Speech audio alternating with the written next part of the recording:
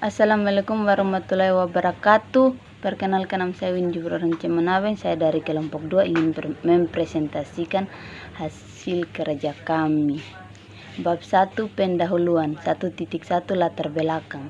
Berbagai kehidupan yang tidak terbatas dan kemampuan yang terbataslah yang mendorong manusia untuk berhubungan dengan manusia lainnya. Hal ini diperkuat dengan pendapat bahwa manusia merupakan makhluk sosial.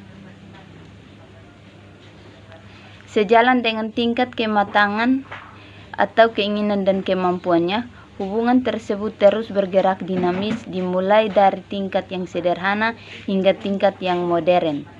Sebuah organisasi adalah pola hubungan banyak yang saling terjalin secara simultan yang terjadi jalan bagi orang dengan pengarahan dari manajer untuk mencapai sasaran bersama.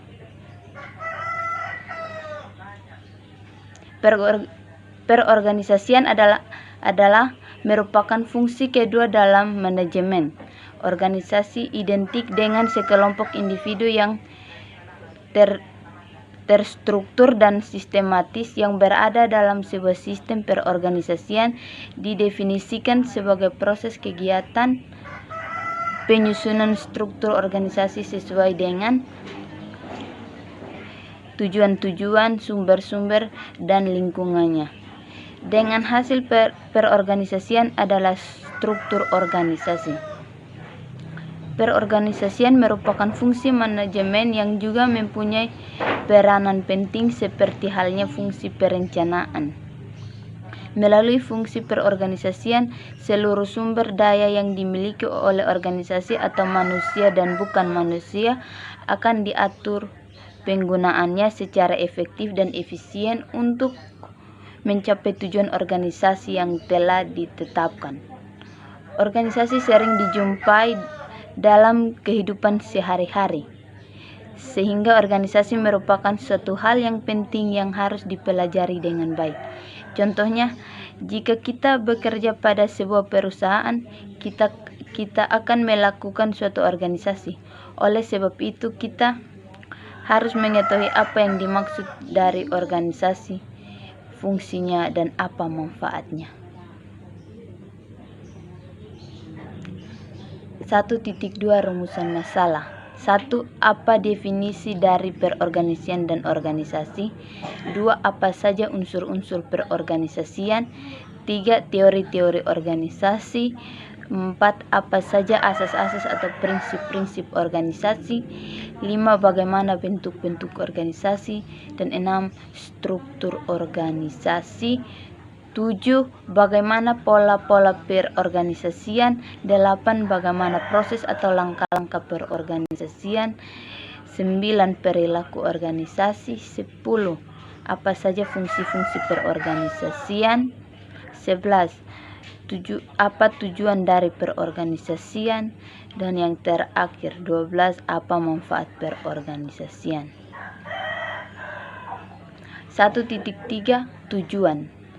Dari rumusan masalah di atas dapat diambil tujuan, yaitu untuk mengetahui bagian-bagian dalam perorganisasian atau sub-bab dalam perorganisasian, atau definisi unsur, teori, asas, dan prinsip, bentuk, struktur, pola, langkah, atau proses, perilaku, fungsi, tujuan, dan manfaat yang sangat berpengaruh dalam perorganisasian. Definisi organisasi dan pengorganisasian.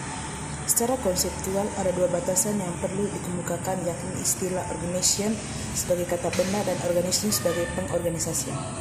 Sebagai kata kerja menunjukkan pada rangkaian aktivitas yang harus dilakukan secara sistematis. Istilah organisasi memiliki dua arti umum. Pertama, mengacu pada suatu lembaga atau kelompok fungsional. Sebagai contoh, kita mengacu pada perusahaan, pada pemerintah, rumah sakit, atau suatu perkumpulan olahraga. Arti kedua, mengacu pada proses pengorganisasian sebagai salah satu dari fungsi manajemen. Menurut Dr. Anus M. Manilang, Organisasi dalam arti dinamis disebut pengorganisasian dan dalam arti statis disebut organisasi. Pengertian organisasi. Organisasi merupakan sekumpulan atau sekelompok orang, dua atau lebih yang secara formal dipersatukan untuk bekerjasama dengan pembagian atau lokasi tugas dan tanggung jawab tertentu dalam sistem koordinasi, kooperatif, dorongan-dorongan, dan pengaturan guna memudahkan pencapaian beberapa tujuan yang telah ditetapkan. Pengertian menurut para ahli. Menurut Stoner, organisasi adalah suatu pola hubungan-hubungan yang melalui mana orang-orang di bawah pengarahan manajer mengejar tujuan bersama. Menurut James Denman, organisasi adalah bentuk setiap perserikatan manusia untuk mencapai tujuan bersama. Menurut Cecil E. Bernard, organisasi merupakan suatu sistem aktivitas kerjasama yang dilakukan oleh dua orang atau lebih. Menurut Prof. Dr. Agus Sondang P. Siagian, organisasi adalah suatu bentuk persekutuan antara dua orang atau lebih yang bekerja sama serta secara formal terikat dalam rangka pencapaian tujuan yang ditentukan, dan dalam ikatan itu terdapat seorang atau sekelompok yang disebut bawahan. Menurut Prof. Otratus S. Pratjudi Atmonosudiro, organisasi adalah struktur tata pembagian kerja dan struktur tata hubungan kerja antara sekelompok orang pemegang posisi yang bekerja sama secara tertentu untuk bersama-sama mencapai suatu tujuan tertentu. Pengertian menurut para ahli.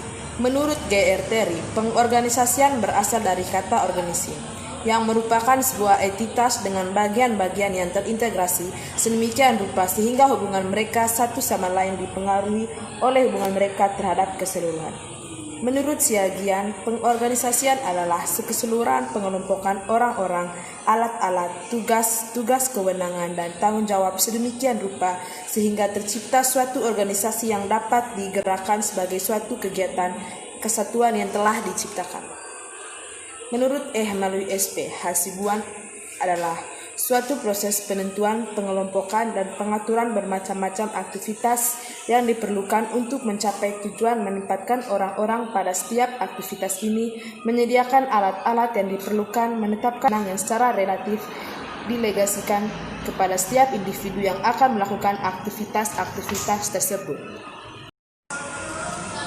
Menurut Hani Handoko, sesuatu yang digambarkan sebagai sesuatu yang terintegrasi dan berisi tugas-tugas yang sangat terspesialisasikan. Kamus Lengkap Bahasa Indonesia. Pengorganisasian adalah merupakan kegiatan merancang dan merumuskan struktur. Unsur-unsur pengorganisasian.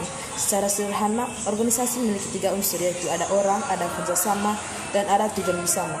3 unsur organisasi itu tidak berdiri sendiri, akan tapi saling kait atau saling berhubungan sehingga merupakan suatu kesatuan yang utuh. Terima kasih. Bab 3 penutup. 3.1 kesimpulan. Pengertian organisasi dapat diartikan menjadi arti dinamis, disebut perorganisasian. Secara sederhana, organisasi memiliki 3 unsur, yaitu ada orang, ada kerjasama, dan ada tujuan bersama. 3 unsur organisasi itu tidak berdiri sendiri-sendiri, akan tetapi saling kait atau saling berhubungan sehingga merupakan satu kesatuan yang utuh. Dalam perorganisasian terdapat 9 macam teori organisasi, yaitu teori organisasi klasik, teori organisasi birokrasi, teori organisasi human relations, teori organisasi perilaku, teori proses, teori organisasi kepemimpinan, teori organisasi fungsi, teori organisasi pembuatan keputusan, dan teori organisasi kontingensi. Dari semua teori ini, tidak satu teori pun yang dianggap paling lengkap atau paling sempurna. Teori-teori itu satu sama lain saling mengisi dan saling melengkapi. Teori dianggap baik dan tepat apabila mampu memperhatikan dan menyesuaikan dengan lingkungan dan mampu memperhitungkan situasi-situasi tertentu. Subbab lain yang terdapat dalam perorganisasian yakni asas atau prinsip, bentuk, struktur, pola, langkah atau proses, perilaku, fungsi, tujuan, dan manfaat juga mempengaruhi baik atau tidaknya berhasil tidaknya perorganisasian maupun manajemen yang menjalankannya. Keberhasilan atau kegagalan organisasi pasti berhubungan dengan peran para anggotanya. Suatu keberhasilan dapat dicapai bila ada kerjasama yang baik antar para anggotanya. Sedangkan kegagalan dapat disebabkan karena adanya faktor internal dan perorganisasian tersebut yang bersifat negatif. 3.2 Saran. Mengingat pentingnya perorganisasian, maka perlu kiranya masalah ini diperhatikan dan dipahami sebaik-baiknya. Setelah memahami perorganisasian, maka sebaiknya diterapkan dalam bentuk aktual di lapangan. Dan untuk para pemimpin, sebaiknya harus mengetahui semua hal yang menyangkut tentang organisasi, baik secara individu maupun kelompok. Agar suatu organisasi berhasil, para anggota harus saling bekerja sama dengan baik dan menjaga kebersamaan agar apabila terjadi masalah dapat diselesaikan dengan baik-baik tanpa harus mengganggu proses perorganisasian. Terima kasih.